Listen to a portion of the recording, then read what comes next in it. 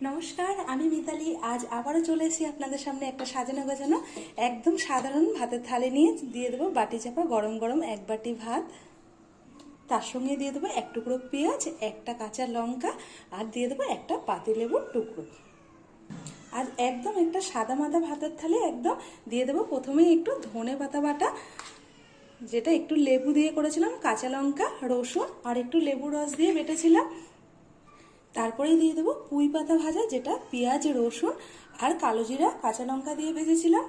তারপরে দিয়ে দেবো লাউ ঘন্ট, যেটা বড়ি দিয়ে করেছিলাম। এই গরমে একদম ঠান্ডা জাতীয় তরকারি খেতে খুবই কিন্তু শরীরের পক্ষে খুব উপকার, তাই এটা একটু বড়ি দিয়ে। আর বড়িটা কিন্তু একদম হাতে বানানো, মানে ঘরে দেয়া বড়ি, যেটা আমার মা পাঠিয়েছিল। আমার মা সারা বছরের বড়ি একবার দিয়ে রাখে বছরে, সেটা সারা বছরই খায়।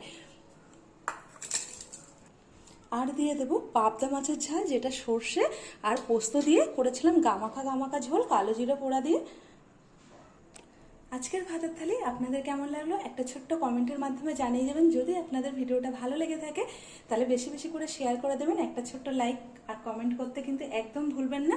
আজকে এই পর্যন্তই। আপনারা সবাই ভালো থাকবেন, সুস্থ থাকবেন। আবার খুব শিগগিরই চলে আসবো আবার একটা থালি নিয়ে।